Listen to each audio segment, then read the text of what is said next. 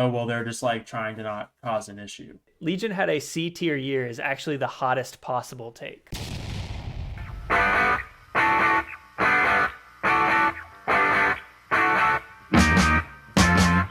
What is up? Welcome to the American Peloton. I am Jonathan Crane. I'm a mediocre Cat 2 cyclist out of Birmingham, Alabama.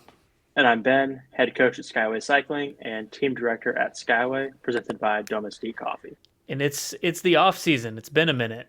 Yeah, we've been so busy between the two of us that just it's been killer. But we're here. It's been a few weeks. Excited to be back talking about American bike racing. Yeah, things have kind of been piling up since we last talked. I guess the first thing I want to talk about while we're at it today is that GCN Plus is going away. Yeah, it's sad. Sad day. GCN Plus has been the best place to watch bike racing, hands down, especially if you have a VPN. And Right. it's really been the only way Americans can watch bike racing that isn't part of the ASO races. So sad day for sure. Yeah, I definitely want to talk about. First of all, I've seen a lot of people talking about why it's going away. And from reading the article that we're looking at, which is the GCN, what they posted on globalcyclingnetwork.com, their announcement of the closure, they say that it's a decision of Discovery Plus, Warner Brothers, basically, or Warner Brothers Discovery, I guess is the name of the parent company, and that it's not a result of the app not getting enough views or enough subscribers, which actually makes sense to me. I've seen a lot of people, watched a lot of other videos where people have been talking about like, oh, well, the economics weren't working or there's not enough people in this market. But I really don't think that's it. I think that the larger company, like who's subscribing to Discovery Plus and for what reason? I think they've realized that they owned all of these niche services and they're going to try to like cram those all into one package. I think the downside of that is that they're probably not going to have a lot of the lower level random races that I've been watching, or like a lot of the cyclocross on that app, because while they want to get all of their content and all of their like niche subscriber bases in one place, they also probably don't want to flood it with there's honestly been so much cycling on GCN Plus, like I couldn't watch it all. And Dan Lloyd had kind of made a comment that the racing aspect is still going to go to Discovery Plus. So they didn't mention all the races. I imagine most of them will go with, especially some of the bigger races. But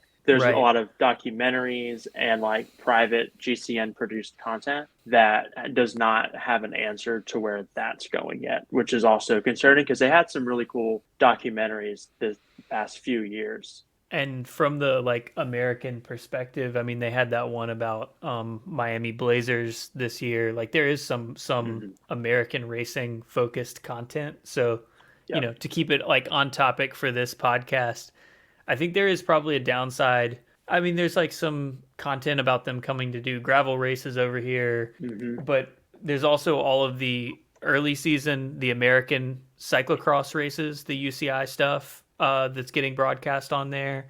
There is all of the NCL was broadcast on there, and those are the things that I feel like a Warner Brothers Discovery might go like, yeah, we're not putting the NCL on Discovery Plus. I mean, maybe they will if depending on what the financial arrangement is there, but. Yeah. I guess what I'm saying is there's us and what we can watch in America, what's coming into us, but there's also like what America is putting out into the world. And I think a lot of cycling fans in other parts of the world were like more tuned into American racing because it was on GCN Plus. Yeah, I think you're right, because it wasn't just the NCL races. The Littleton Denver Criterium was on GCN as well. So like Maryland Cycling Classic. And so there were a ton of races that weren't even European races there. And now those possibly don't have a home. Going to be frank, I'm not going to outside Plus to watch those races. So yeah, that's the problem. Like the more these things fragment, the harder.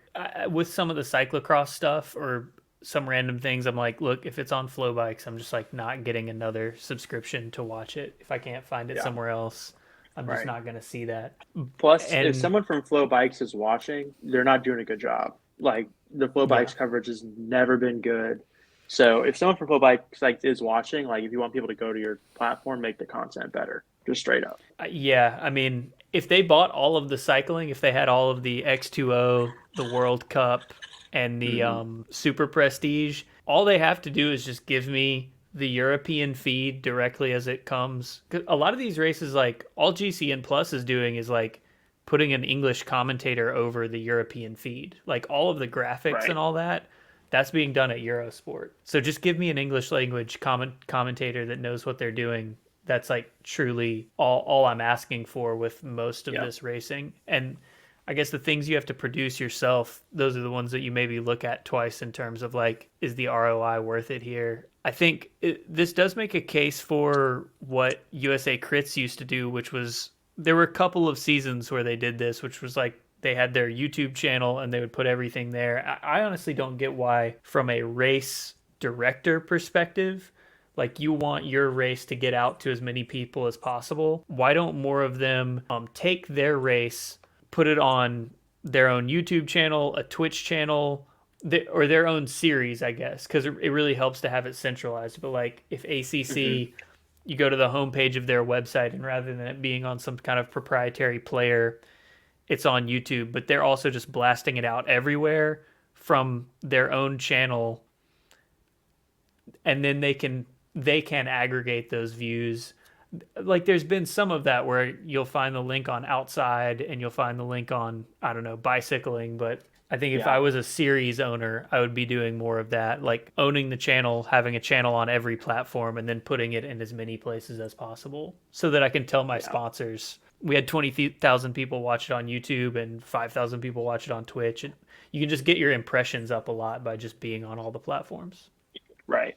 Plus the consistency, like I know exactly where to go to watch this race happen. Do you think that part of that's due to the demographics of people who are promoting bike races not being the most tech savvy generation of people?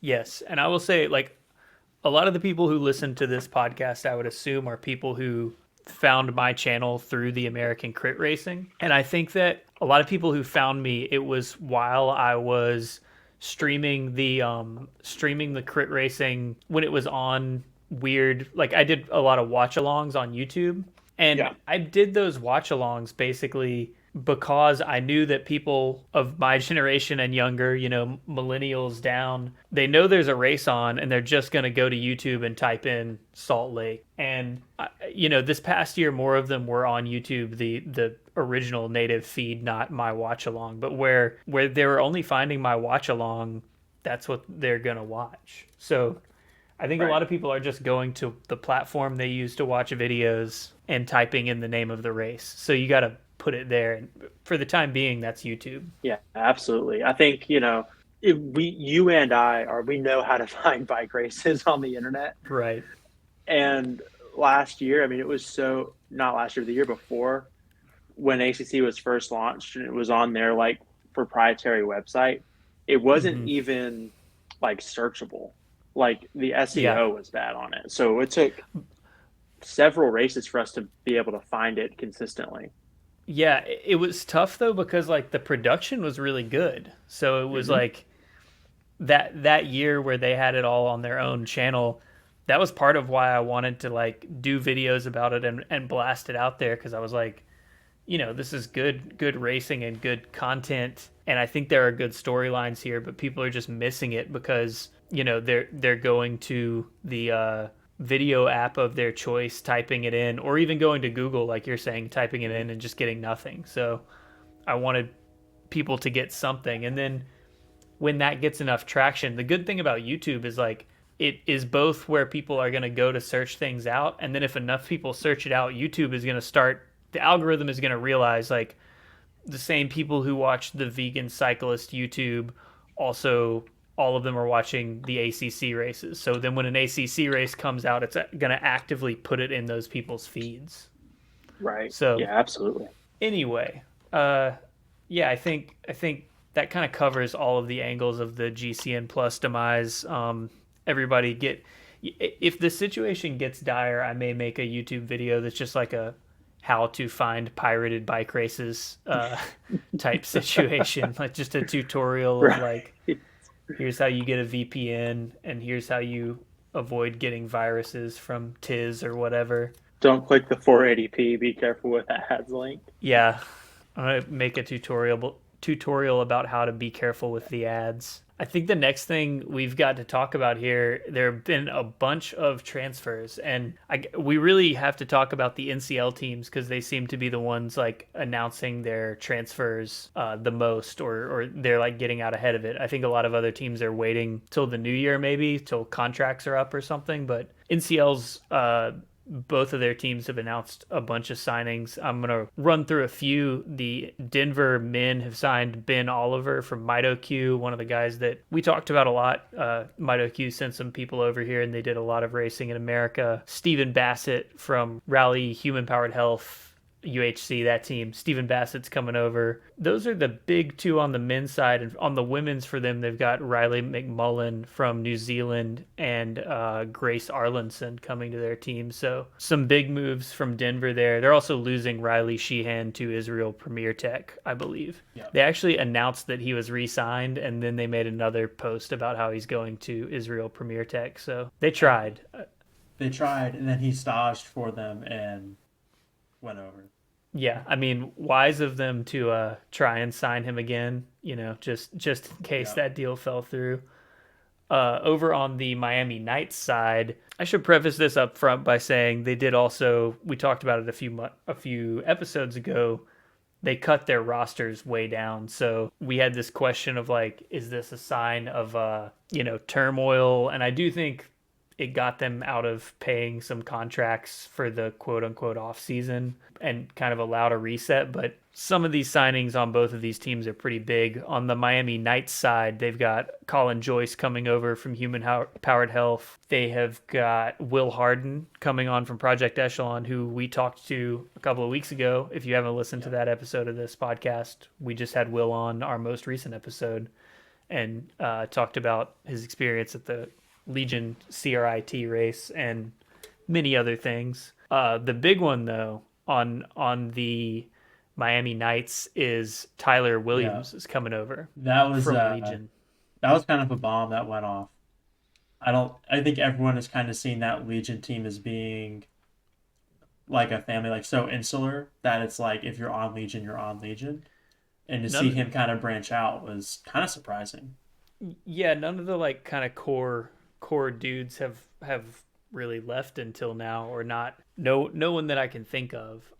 They've been kind of bringing people in, your Gavin Hoovers, and they've brought people in from other realms of cycling and from the World Tour. And this is the first time they've kind of like lost some of those core members. They've also, so Will Harden is going, from Project Echelon over to NCL Miami, but moving into maybe not his exact slot, different type of rider, but moving over to Project Echelon from Legion is Sam Boardman. And that's going to be a massive blow to them. That is. Sam Boardman's been like their number one guy, aside from Ty Magner on the front when it matters, helping deliver Corey and Justin. Yeah. So it's one of those things. I would be interested to see a breakdown of like how much time someone take like all of the ACC races and tell me what like percent of the race. I would bet that you'd be hard pressed to find someone who spent more time on the front than Sam Boardman, and someone who got a couple of wins. Did he win Crybaby Hill this year? I think he won Crybaby Hill at Tulsa. He did. This is going to be a pretty vibey episode. We're not going to be like looking up all of the stuff. We're kind of like, what stuck from this season? That's the theme of this episode, is like, what are our takeaways? And when we say vibey, we mean we've both been pulling like 70-hour weeks at our day job. So yeah, we're trying our best here. But also like we watched all this stuff and we've been talking about all this stuff. So I think that if we don't remember it, did it make enough of an impact? I think that's like a fair. Also, like if you don't like our opinions, just don't listen to the show. I don't care. Right. It's like that's kind of like what media is. So right. So on that note, and with all those transfers, I think we're going to see a lot more and probably a lot crazier transfers as the season goes on. Not everything is announced yet. Oh, a big one I didn't say is that Robert Sierra from American Cycling Group is going over from, Best Buddies, then American Yeah. Cycling Group. He is going over to Miami. So it looks like the NCL teams are really, shoring up their squads for the next season. Yeah. And I really like that the NCL teams are focusing on more local riders this year. Yeah, it seems like they signed Melzi Perez to Knights, and it seems like she is a Miami rider, has some Yeah. Miami connection. Yeah. Yeah, maybe we're gonna see more of that. We still haven't seen any news about the rumored Atlanta team, so I That wonder. was that was one thing. It's like they're adding folks and announcing signings on the two main squads. They softly announced an Atlanta local-ish team, and then Hmm. it's been crickets. So I Yeah, wonder if they're like, hey, like they're just pushing aside, like we're not doing this, and maybe everyone will forget about it, or if they're just like haven't done much with it yet. yeah. I mean, maybe the roster's not full. I will say, here's my hot take conspiracy theory to like put a button on the silly season. We have not seen any team announcement from Brock Mason, and we've also not seen anything. Brock Mason, Atlanta rider, comes up on the show a lot. He's ripped it at Speed Week the past couple of years. We haven't seen a team announcement from him, and we haven't seen any announcement about the NCL Atlanta team. So that's my Tinfoil hat time.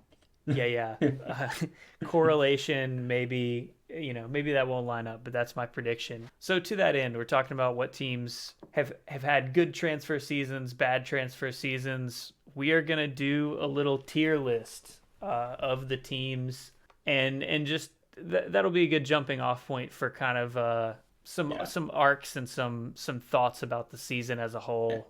Yeah. But basically, the thought behind this was, what if we did a year in review, but instead of like, hey, this is what happened and listing off a bunch of results, what if we just like ranked the teams based off the season they had?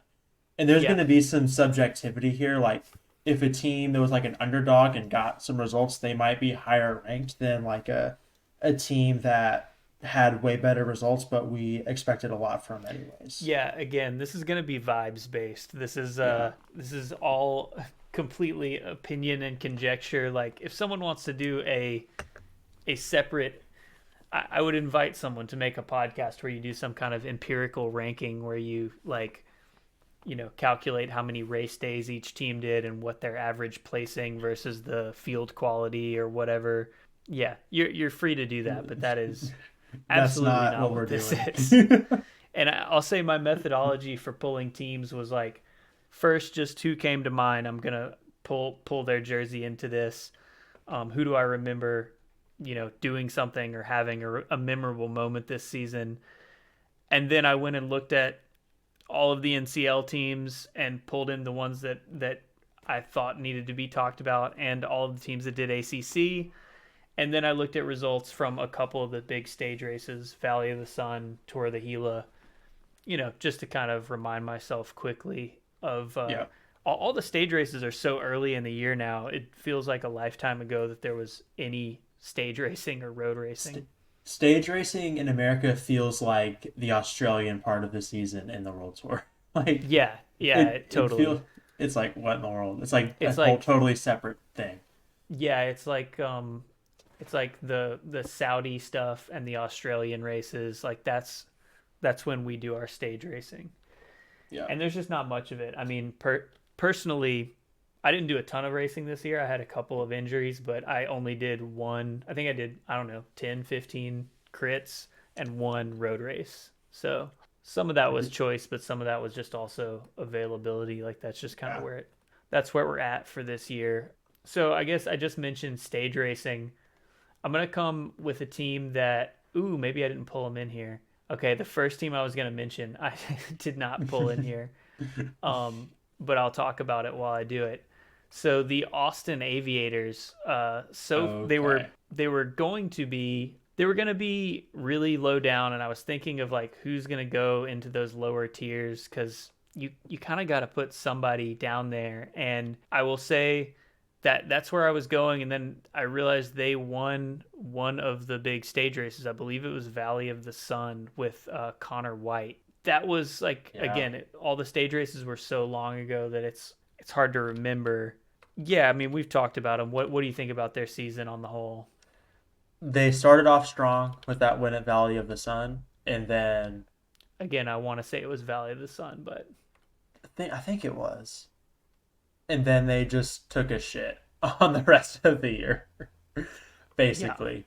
Um, and they had a really the thing is they don't have an excuse. They had a fantastic roster, really strong guys, and they just couldn't pull it together this year. I don't know. I want to put them on the F tier because were they did nothing but cause some crashes in the crits, but because they won that Valley of the Sun, I don't think I can put them in F tier and be fair about it. yeah, I agree. I'm gonna say they have to go into Let's put them in the E tier for now. We can adjust if it doesn't seem balanced. But I think sure. I think the only reason they're not F is because they won a single race, Yeah, and it that's was like a fairly big race, which with the roster they had is like, come on. yeah, it's weird though. I'm looking at so it was Connor White. I'm going through the results right now, and again, I'm not. I said I wasn't going to do this, and now I'm doing it. But It's one of the. yeah, it's hard. He won the natural state criterium, which not a huge race. Capital Driveway, Valley of the Sun was the race that he won. It looks like, although road results is not great, but yeah, he or road results is great, but it's hard to aggregate like based on teams, and some of the stage races put their overall in as its own result. It's like hard to tell what's what with a Yeah, stage race sometimes on there, but yeah, yeah, he won Valley of the Sun, so not a total loss. Especially going into that race, we were talking a lot about Project Echelon and how they were gonna just rule the stage races this year. yep, So I guess we'll leave them in E for maybe I'll put them like they're on the bubble between D and E yeah. aviators. That's fair. But it meant like That the brings end of D, like yeah, very back end of D. yeah. They're D minus E plus. There we go. So what do you think about Project Echelon S this year? S tier. They had a great year. Which was expected. Like we knew they would have a great year, but Right. I think looking at it, Cade Bickmore took the beginning of the season by storm. Won so Yep. many races. They did well in the stage races. At Pro Nationals, they had somebody on the podium. Yeah. Like, and that was between Legion and Quinn Simmons. So it's like, you Yeah. know, hard to They're argue with that. yeah, totally. I think another like thing that is propelling them into that tier is the fact that year over year since I don't know, I probably became aware of them in like 2019 or something. They have incrementally stepped up that team Yep. and almost like without it's not like they ever had a massive thing where they got rid of their roster and hired a bigger roster. It's like they have developed with guys like Will Harden. They've kind of like Hmm. um, raised the tide with guys in the team and then brought in strategically ones and twos here and there. So that's just like admirable and hard to do. It's so hard to like Yeah. consistently level up, but they've almost done it kind of um the way that like a workaday rider does. You're a cat 3 one year and you're a cat 2 the next year and just incrementally Yep. chipping away at it. So yeah, Yeah. I think we got to put them there. All right, where do you, I've chosen the last two. Where do you want to go next? All right. Let's talk about DNA. Let's throw a women's team in there. Yeah. All right, a women's specific team because I think a lot of the ones we're going to talk about have both, and Yeah. I did think about that. I've got thoughts on both or like on aggregate scoring. You know what? I think maybe that pulls aviators down into E because did we Hmm. even see their women's team really this year? I felt like they had like one or No. two. It's like commendable that they have a women's team, but their women's team didn't do anything for real. So Right. let's put them So there. DNA, they were really the only women's team that could match Legion in the big races. Yep. the Legion's women's team was pretty much unstoppable, but DNA was able to be there consistently and beat them on at least one occasion. Yeah, Um, so I want to say A tier because they weren't dominant in the races, yeah, but they were like the best of the rest for the women, if that makes sense. yeah. That's where I'm leaning, and also I I expected them to be good, and they were good. So I think Right. if they could have been S if they had like a big standout result somewhere, but I'm not. And again, you know, also everyone who's mad at us right now, I feel like this episode is going to generate a lot of people Right. being like, you didn't think about the ding dongs or whatever, ding dongs pro cycling. Right. Just put all that in the comments. We need the engagement. It'll boost the Right. video up. Please. Yeah, Please. yell at Yeah. us. That's fine. But this is Yeah. based on what do we remember, and I don't remember. I don't remember them winning a Right. massive. And I also Right. I did go for a lot of these teams to road results and just have a quick scroll through the team results for the year. Hmm. Um, Like we're doing this often. Like we don't have the stat sheets in front of us, but we've been doing this all year. Like we know what happened all year, and we're going off of like what our thoughts on the team going into the season, and then what they did in that season, and combining the two and kind of right. spitting this out. So with that in mind, I want to throw these two go together, but it's CCB and Fount. These are both women's teams to stay on that. And I feel like these Okay. deserve these are shockers. These are surprise. They had one race. They All had the right. NCL Atlanta race that was just like absolutely bonkers. We were there and it Hmm. was it was so crazy. I think these would have been honestly these probably wouldn't have even made the list if not for that race. Yeah. But they really played the NCL sort of the season long dynamic, the points dynamic. They went crazy in that NCL Atlanta race, and if you haven't watched that, go watch it before December 19th when GCN Plus goes away because it was nutty. It was definitely. I think we talked with Will Harden about it. It was entertaining. It was one of the most Yeah. entertaining races of the year, Yeah. and these two teams like huge underdog story to lock up a ton of points from that race. So I'm gonna say that alone puts them firmly in the C tier. That takes Okay. them from nowhere to C tier. I agree with CCB. I don't agree with Fount because their men's team did not do the same thing. Okay, Because Fount's a that's joint fair. team. So I Yeah. think, I think they would have been an F tier team had that result not happened. So I think they're a square D team. Okay, I think that's fair. I had them locked together because it was just that one race, but Yeah. that makes sense. All right, Because if all we're right. Let's putting, Aviators in the E tier because their women's team was non-existent, I think we have to do the same thing for Fount. right. Or it existed but was not Like, visible in the right, races in right, a way that we that affected our viewing at any point. right.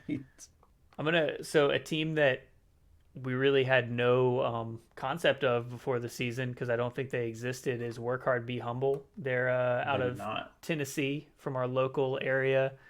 I'm gonna say Yep. if the season had stopped midway through, they would also be like F tier or not even on this list. Yep. But they had a bunch of unexpected results toward the end of the season. They really did. They had a great intelligentsia. I think, I think they're right at C because Yeah, I think I agree. you could argue for B for them if you wanted to, but I think they're C because it took them so long to get where they needed to be. They're also a first year team, so like Hmm. you need somewhere to grow to, but Yeah. first year elite team or first year team at this level, it's a tough spot to be in, and I think C is pretty respectable. Honestly, there are a lot of teams that we will not even talk about that are in a similar type of milieu as that team. So the fact that they even made the Yeah. radar is is pretty commendable. Um, Yeah. I want to talk about another team I didn't really know much about before this year, which is Mito Q. Yeah, They have lost one of their star guys for next year, but this is about how the 23 season went. So I'm going to say, just based on the fact that they're from New Zealand, they're not an American team, and we had to talk about them a bunch. I feel like they had at least a B year. I don't know. What do you I think? agree. Yeah, I think B is fair. Had a great when they were racing here. They did Intelligentsia, and they were the dominant team there. Crushed it, and they're not even American, and we like they were part of the conversation. So Yeah. I think anything less than B is a disservice.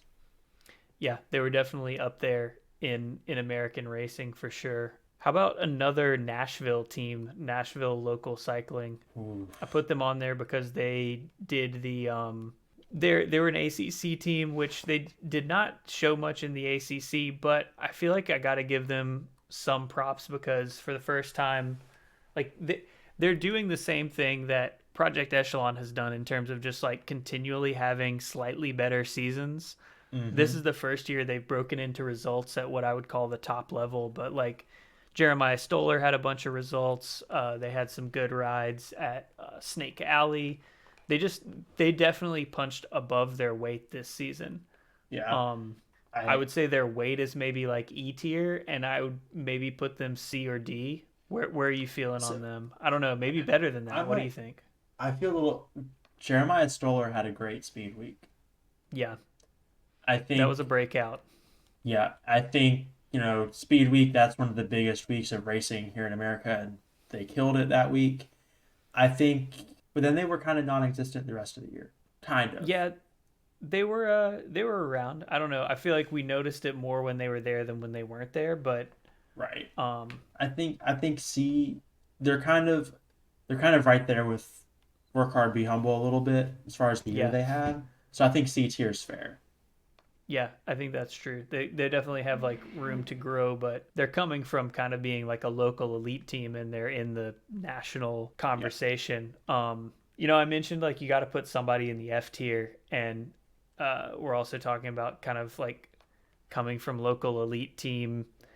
I, I feel like I don't know if you know where I'm going here, but I I think we got to go do. with Ride Bikes, a team that Yeah. I thought Yeah. I was trying to think like who did I expect more out of, and then I just never saw them, and I got to go with Ride Bikes. I agree.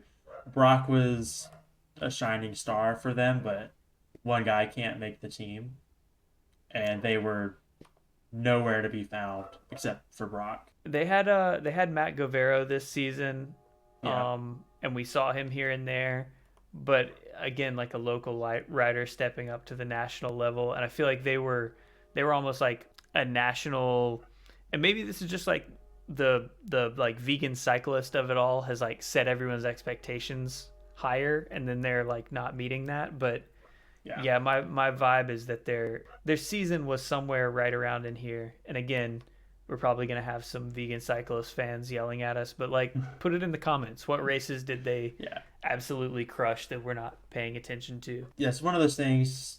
Like one guy can't make the team. I think vegan cycle. Like he's doing his best here, but they just weren't. Maybe they were crushing it on like some like West Coast, Local local, West regional Coast, stuff. But this is a national level podcast. right? Yeah, I'm scrolling down their results here, and like, again, this is on road results, and the team page on road results may not automatically capture everything, but yeah, they did a lot of Pro 1-2 racing out in California with like kind of 1 and 2 man squads, but I'm not seeing any number ones next to any of these. Up, all right, as I say that, okay, Nick Baird won the Cal Aggie Criterium, but that's kind of like you're saying, that's like a local-ish, Regional. California. Yeah. I'm sure it's a hard race, but that's Yeah. not an ACC race, not an NCL race, not a Valley of the Sun Right. Tour of the Gila level.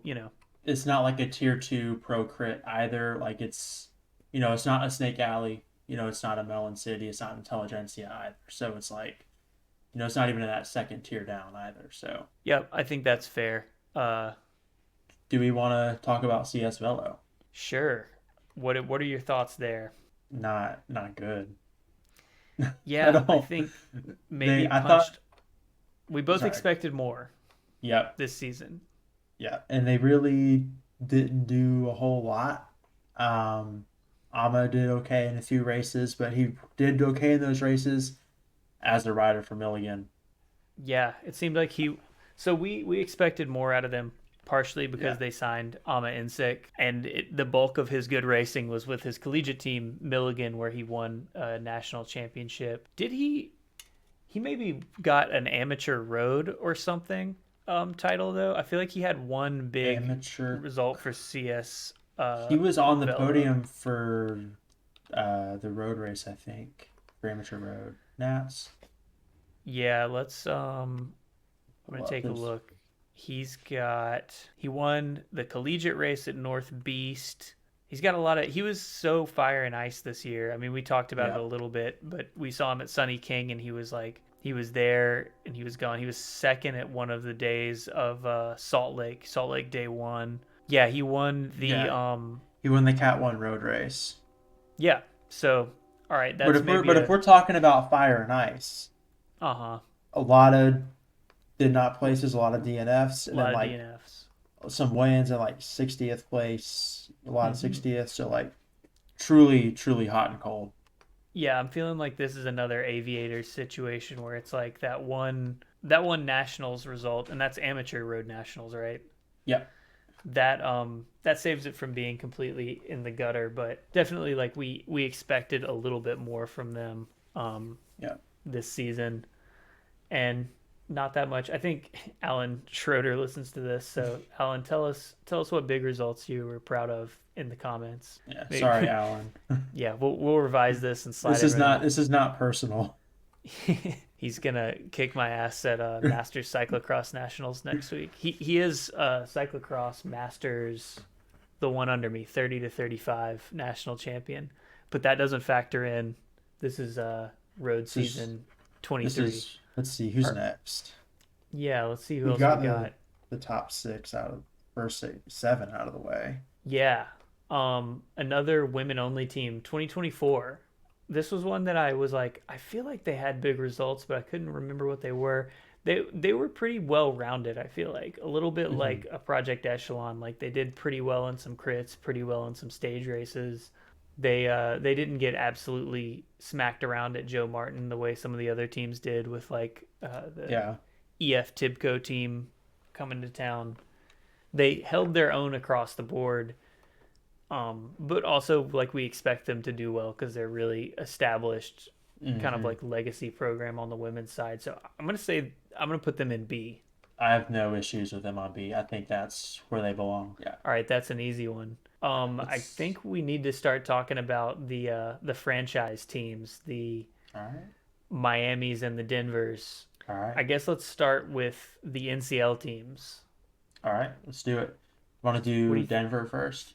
Yeah, what do you think about NCL Denver Disruptors? They came in hot and then kind of fizzled out. They had like mid-season. Riley did some really cool stuff at what was it, Littleton, where he went Yeah. off the front for like 20 minutes, and then at the beginning of the year they killed it, and then they really at the NCL team races did not race weren't competitive with Miami Knights at all. Yeah, I I say looked I at those results at the season long results, and really they came pretty close on the NCL. Their women's team kind of got not stomped, but they just were not as dominant in the yeah. NCL races. I'm kind of thinking D tier personally. Ooh, I man, don't that's think rough. I I was gonna don't say B or C, so I guess I think that makes a case see. for C. If you were thinking D and I'm thinking B, Maybe it's like you know, like what's most fresh in your mind is the back half of the season where they weren't at the forefront as right? much. Yeah, see, I But feel like they were good at the stage races, and they yeah, were like built to be a little bit more of a stage race team.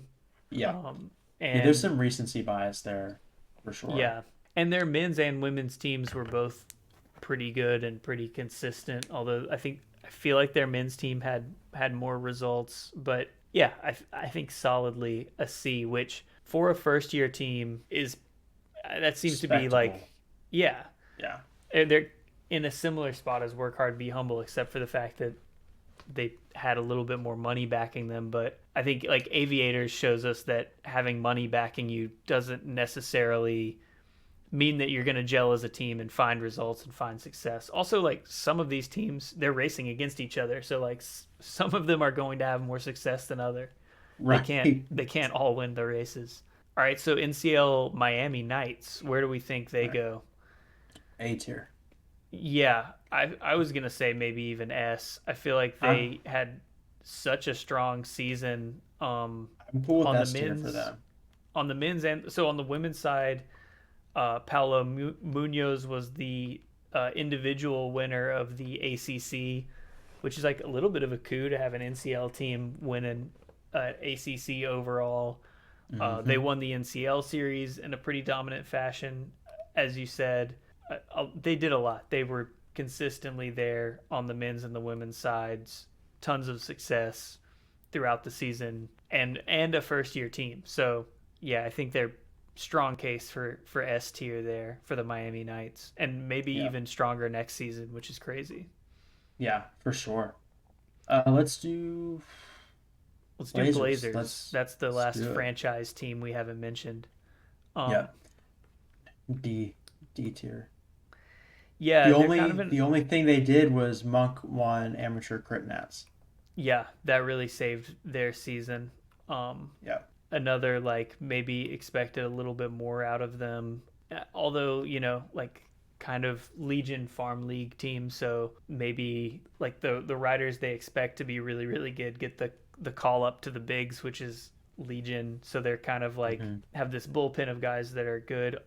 I don't know. They're like Aviators though. There's a lot of talent on that team. Hmm. They lost a lot of guys in the last season though, They but did. they gained like a Spencer Movenzada over to that team. I maybe expected a little bit more out of him. Yeah, Hmm. I think that's a D tier year. Yeah. Definitely expecting a lot more out of them this year. It's weird that we've got like teams with national champions down in these lower tiers, but they're both teams that kind of just had that result and then pretty anonymous outside of that. I think it just shows that like consistency is key, right? Like Yeah, you're only as good as your last race. And that's what yeah, I've been told my whole cycling career is you're only as good as your last race.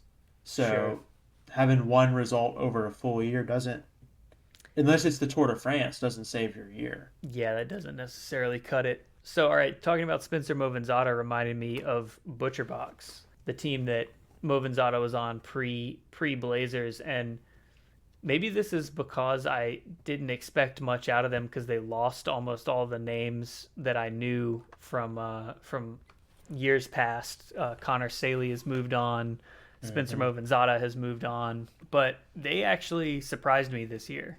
Yeah. I feel like we ended up talking about Dusan Kalaba a lot, and he ended up pretty high up on the men's overall on the ACC. Yeah, he was third in the sprint competition, third in the overall competition. They had some individual results at like some of the not the ACC races, but the other days, like the non ACC days of Salt Lake and other Speed Week races. Yeah. So a better year than I expected, but not an amazing year. And also like consistently animating the race on the women's side. Like maybe not as much to speak of results wise on the women's side, but like consistently trying to force breakaways.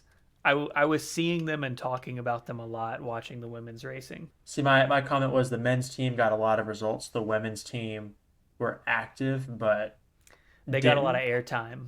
They got a lot of airtime. And so for me, like as a team director, airtime's almost as good as the win when it's live streamed.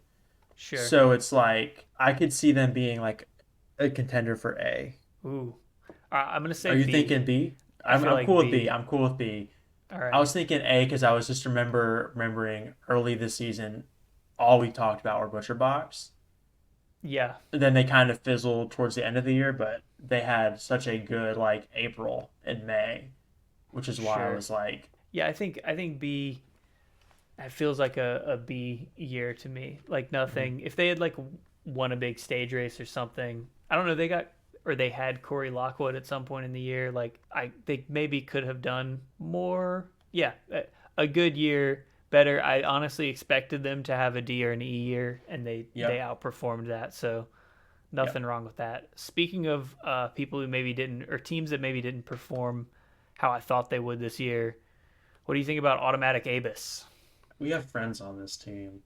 I know, yeah. And I don't So, think I don't all think right, they okay, the women's team did well.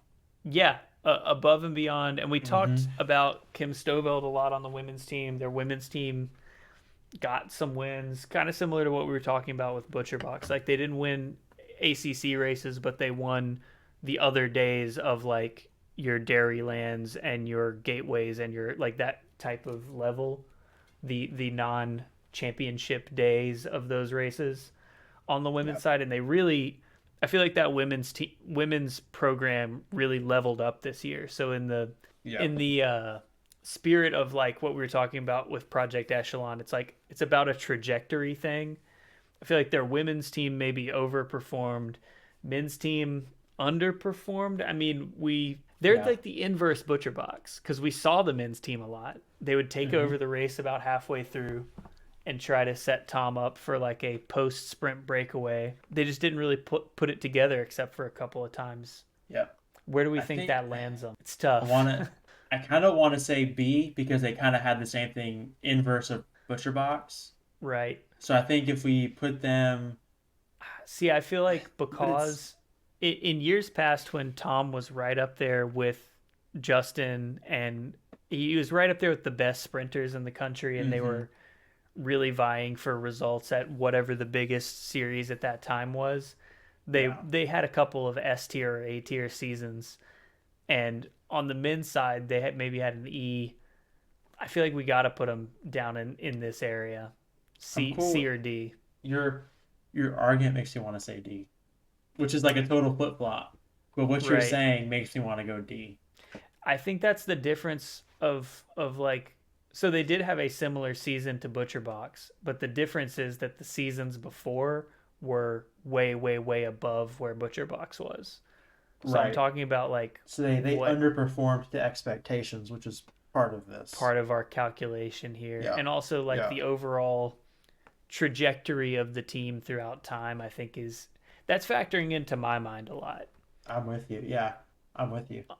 Although I will say, like, I feel like they did a lot of work this year. They're kind of like signing guys and then building them from the ground up. So I think Yeah. that where their women's team is now, like having breakthrough results with people you haven't heard of, they are setting up their men's team to do that in future years, I think. I think you're right. All right, let's see who all have we covered. It looks like we've gotten Everyone most everybody. Texas down Roadhouse. A tier. Yeah. Huge They huge year. overperformed to expectations by a lot. The only non-endemic team to figure out the NCL format and use it to their advantage. Yeah. They've won emphatically at Lagrange. Yeah, they had a fantastic year. Yeah, they were just fun to watch this year. I think that gets some Hmm. points for me. Like people are going to maybe say like, "Oh, they didn't like, win a big stage race or anything," but like they are a crit focused team. They were at all the crits, mixing it up, doing stuff, and they like you said, it was really fun to watch them at NCL, and they had some results. That team has been around for a long time, but it's never been. If I had to guess, their budget is like 1/10 of what Legion's is, if Yeah, that. yeah. So the They've fact that they're always in the been, conversation is pretty Mhm. impressive. Yeah, they've always been like a Midwest regional team. Like their big races be the big Midwest regional races, and then this year they Yeah, really showed out on the national stage and like showed their to contend with. I feel like they've always been around on the national stage, and like they would be one of those teams that would like get guys into an early breakaway, and that breakaway would maybe get caught, but like a couple of times a year, one of those breakaways would stick, and maybe that would be Yeah, a result. In a post Legion era, that doesn't really happen, and they've like adapted and found other ways to race. So yeah, I think yeah, that lands them there. The fact that this one hasn't come to my mind already says something about them. But American Cycling, another first year team. This is essentially the same squad that was best buddies the year before. Hashtag crit beef, all that kind of baked in. They got a lot of results this year. I feel they like did. they got to be in the top half somewhere. They won ACC and they won ACC for the sprints too. Like they dominated Yeah, the Danny ACC. Summerhill won ACC. They definitely made that their goal and nailed it. They had a Hmm. lot of results throughout the year. Crit focused team, first year team as this team. I'm gonna say they got to be at least A. I think you could make a case for S. I think I I wanna I wanna say S for them I because they what issue where did they fall flat? right. I feel like they kind of called their shots and they did what they were trying to do. Like Yeah. I can think of one team in recent history that has had a better season in terms of like accomplishing what they were trying to do, Hmm. and that is the last team that is on our list, and that's Legion. Legion had a couple of seasons there where they were absolutely dominant. Every single target they would aim at, they hit. And this season was a little bit different. I'm really interested to see where you think they end up here. The weight of expectations is super heavy on them with as dominant. They were basically unbeatable in American crit racing for a couple years there, Yeah. and not bad in stage racing, like some results here and there. Are we only considering on the race course? Or are we considering social factors as well? Right. Yeah, I mean, I Because think this is vibes based, so we got to go overall, the all overall right, vibe. Where are the E stonks? E, they lost a ton of sponsors. This isn't publicly Okay, have announced, but it's they? public Yeah, knowledge that Specialized is out. So they lost their bike allegedly, sponsor. allegedly, allegedly. It's not allegedly. Yeah, yeah, allegedly. Sorry. The rumor mill. That's what the rumor mill is spinning right now. Sure. They had a lot of issues with behavioral issues this year. I mean, I think we More can say it. They bans. had the yeah, they had the wheel stomp, the Yeah, crash with Gibbons. Was there another one? I guess the fight was last season. yeah. The fight with Hernandez. Yeah, I think the stonks are definitely down.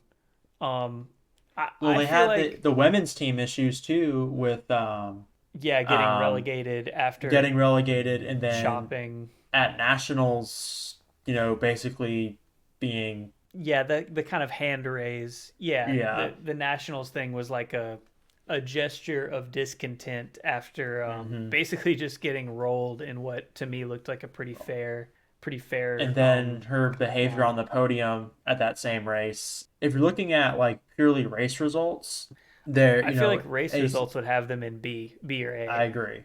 I agree. And but then when you because factor in all the other stuff, right, they did I not have think a good year I as a think they team. had like two or three like S tier years, race results Hmm. and vibes off the course. I think this Yep. year they did, they set out Tulsa as the big goal. They did win Tulsa, and like emphatically, that was a crazy finish. Like we watched the finish back where Justin won the first night of Tulsa. Like came out of nowhere. They did it in a non-Legion way. They didn't have the sprint train. They weren't closing the door on people. I don't think anybody Hmm. can argue that. And they also had some bad luck here and there. Like they had that race where they got chopped in the last corner and Robin Carpenter went down and had some bone breaks. They've had a lot of super consistent riders, but you factor in all the other stuff. Yeah, I feel like we're here with them. I don't know. I don't want to put them in C because that's a cop out. You think so? If you put them in C, it's like, because the Legion is so like polarized, if Right. you put them in C, then it's like, oh well, they're just like trying to not cause an issue. See, I actually feel like putting them in C causes the most issue though, because no one's opinion of Legion is like, oh, they're just okay. Everyone, and I say this like my video about the crash with Thomas Gibbons went insane, and I get comments still like this week. That video's been up for two Hmm. months or something. I get Yeah. comments still every day, and they're always either like, "You're going too hard on Legion," like they're fine, and Justin was in the right, and racers crash all the time, or like, Justin should be banned for life. He's a danger to cycling. Like the takes on Right. Legion are only their S tier or their A tier. So Legion had a C tier year is actually the hottest possible take. All right, put him in C. That's what I Put him in truly C. think, because I mean we said like their results are about here. Their outside the ring, was kind of around here. I Yeah, feel like that averages out to this. They're in that's C. fair. That's fair. And C represents a decline in the stock price, you know what I'm saying? So it's like Yep. the question is now from C tier, do they right the ship and continue to move upward? I would say that CRIT was like a middling success. I think that was a very C tier, event. Like Mm-hmm. not a disaster. Talking to Will Harden about it, he seemed to have fun as someone who was there. His take on it was overly positive or overall positive, but also I didn't see a lot of media coverage of it. Justin did the helmet cam live stream. It didn't get a massive amount of views. Like I don't think it made a big splash in the sport. This is a hot take. I think NCL maybe made a bigger splash than Crit, and I think those Oh, races 100%. were more fun to watch. I mean, more confusing to watch, but Way more fun. Yeah. yeah, We could actually watch them and understand what was happening for the most part, right, or at least see what was happening. yeah, So yeah, that's I true. think you're right on the money there. Well, I think that's the tier list, and we'll wait to see if the rumors are confirmed on the Legion Specialized split. I will say, if that is true, I think it's going to be a lean year. Like just looking forward to the next year. The bike industry is in the toilet. Every YouTube video is about how Yeah, bad the bike industry is doing. Um, 100%. so I think a lot of teams are going to be having trouble with their endemic bike industry sponsors, and Yeah. I mean, issues like the ones with Legion just make it really easy for a company to get something off the balance sheet. But I think you're going to see yeah. I think you're going to see teams who have not had similar problems similarly losing endemic equipment I will. sponsors. I mean, just this year, with our small team, Mm-hmm. I've never had an issue getting endemic sponsors. And this year, all of our new sponsors Are are not endemic, all non-endemic, right? except we Which have I'm psyched two. on. We have two endemic partners, and you don't Mm-hmm. know about one of them yet. Oh, But nice. yeah, Well, but the new sponsors the we got a lot of are beverages, which cool. I'm psyched on. We should change the name to Beverage Racing at this Yeah, point. But yeah, they're all non-endemic, and I think that's just telling. And I think the common thing in bike racing is knock down Legion, knock down Specialized email, knock down Trex email, push into Oakley, all these, and they're so the budget's gone. Like I had yeah, endemic people who were like, "Hey, I like your team, I like what you're doing, but there's no money to help you this year. Talk right. to us next year," and that's And so I honest. think like the specialized Legion deal, my guess would be that was a money deal. They weren't just getting free product. Yeah, So I think those are going to be the first line items to get pulled from the budget. But I think if you're a small brand, I guess what I'm saying is I don't think Legion is going to have trouble finding a bike sponsor, but I think no, that we're going to see them on someone potentially kind of not someone front of mind. My prediction would be that in 2023 Legion is going to be on like WinSpace or like Vitus or like does Blue still make road bikes? Blue. Like something. I think Blue does. Yeah. I know they make a cyclocross bike Or because they at least last year they had some American yeah, cyclocross racers on them. it could be like go the other direction and be like Canyon. Like Right. because Canyon seems to have money to blow, or yeah, that or some like crazy small niche frame. Yeah, I don't know. I thought Canyon was my first thought as well, but I do think that they are their marketing budget is going to contract, and I don't think they're going to.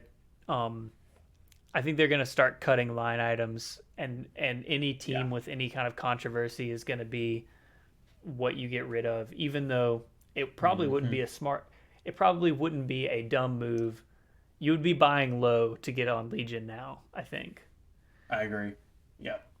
Then you just got to hope that they right the ship and have another, S tier year in like next year or 25 or something. And I think Yeah. it's going to be hard for them to do.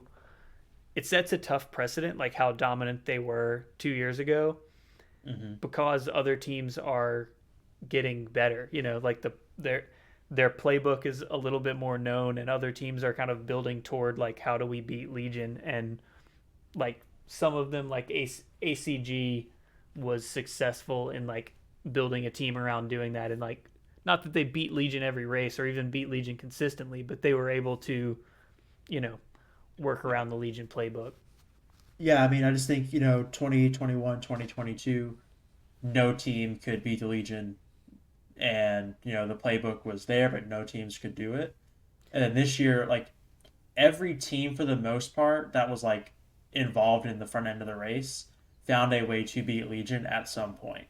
So Right. Legion was consistently not winning all the races, which is a decline to what has been the past couple of But it's years. such a tough precedent. Like, have they set Yeah.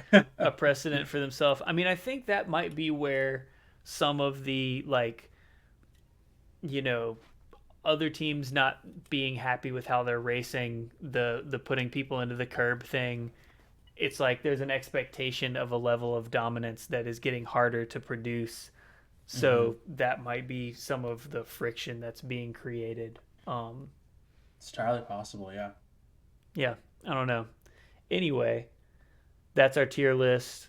Let us know all the stuff we got wrong. Um, I'm gonna race Masters Nationals at cyclocross next week. I plan to have this episode up before then, so I don't know. Say hey to me if you see me there. Um, Ben, anything else on your end? I'd like to ride my bike before the end of the year one time. Yeah, you've had but a rough but go at the that's new job. I'm doing well at the new job, but I'm working to Right. death. It is what it is. But that's my hope is I'll be able to start riding my bike consistently again. Cool. I I'll get done with cross nats. I'll take an off season, and then we'll both come into There we go. base season. There we So go. we'll see you guys out on the roads in base season, and I anticipate we'll have at least one or two more off season episodes before we crank things back up next year with some of those really early season stage race type situations. See you guys later. Yep. Thanks for watching. Peace.